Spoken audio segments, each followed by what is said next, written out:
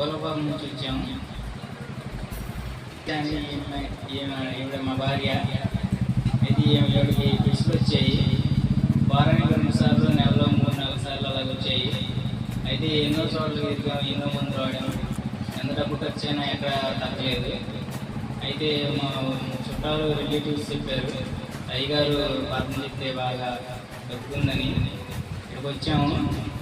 ఇక్కడికి వచ్చిన తర్వాత 2-3 వారాలకి ఫిష్లు అయిపోయాయి. బాగానే ఉన్నాం. తర్వాత వెంటనే అనుకోకుండా మాకు ఇల్లు కాలనీలు రావడం, ఇల్లు స్లాబ్ వేసుకోవడం, ఇల్లు కట్టుకోవడం అంతా బాగుంది. తర్వాత ఈ సంవత్సరం, కొత్త సంవత్సరంలో 2025 అనుకోకుండా ట్రాక్టర్ కొందామని అలా అనుకున్నాం. వెంటనే నెలలోనే ట్రాక్టర్, పాత ట్రాక్టర్ కోసం చూస్తే కొత్త ట్రాక్టరే దేవుడు ఇచ్చాడు నాకు. ఈ 2025లో మంచి ట్రాక్టర్ గిఫ్ట్గా ఇచ్చాడు. ఇవ్వడమే కాకుండా ఆ రోజే డబ్బులు కట్టేసి మధ్యాహ్నం 1:30 కొన్నాం. వెంటనే ఇంటికి తీసుకెళ్ళి అరగంట కూడా ఉండకుండా పనిలో పెట్టేశాం. సాయంత్రం 6 గంటలకల్లా పనిలో పెట్టేశాం. వెంటనే ఈ నెలలోనే దేవుడు ఆ ట్రాక్టర్ కిస్తీ వెంటనే వచ్చేసింది. ఆ ట్రాక్టర్ బాకీ ఆ ట్రాక్టర్ కట్టేసుకుంది. 1,20,000 వెంటనే వచ్చాయి. నెలకి 1,20,000 ట్రాక్టర్ కిస్తీ కట్టేసాం, ఫస్ట్ కిస్తీ. దేవుడు ఈ కొత్త సంవత్సరంలో నాకు మంచి గిఫ్ట్ని ఇచ్చాడు. దేవుడు నేను అనుకున్నా కన్నా ఎక్కువే ఇచ్చాడు. దేవుడు ఎన్నో గొప్ప కార్యాలు చేశాడు దేవుడు నా పట్ల.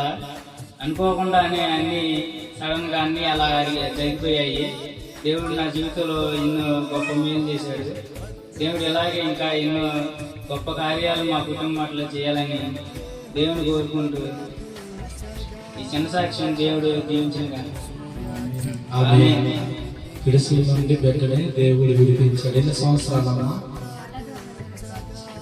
8 సంవత్సరాలు పిడుసులు.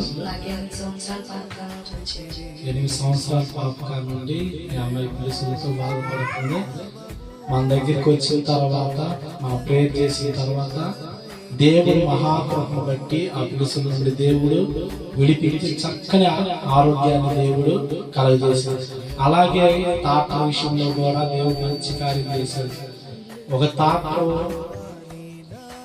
తాత కొనాలని ఆశపడ్డాడు. అయ్యగారు, నేను ఆ తాత కొనాలి, అది నాకు బాగా నచ్చింది, ఆ తాత నాకు కావాలి, మీరు ప్రార్థన చేయండి, దేవుడు నాకు కార్యం చేస్తాడని ఆయన విశ్వాసంతో మమ్మల్ని అడిగినప్పుడు, మేము విశ్వాసంతో మేము ప్రార్థన చేసినప్పుడు ఈ బిడ్డ ఏ తాట అయితే కొనాలని ఆశపడ్డాడో ఆ తాట ఈ బిడ్డకి దేవుడు అనుగ్రహించాడు. హల్లెలూయా. ఒక చక్కని ఇల్లు కూడా కట్టుకోవటానికి దేవుడు కృపను చూపించాడు. ఈ దీన్ని బట్టి దేవుడు నామానికి మహిమ కలుగును గాక. ఆమేన్.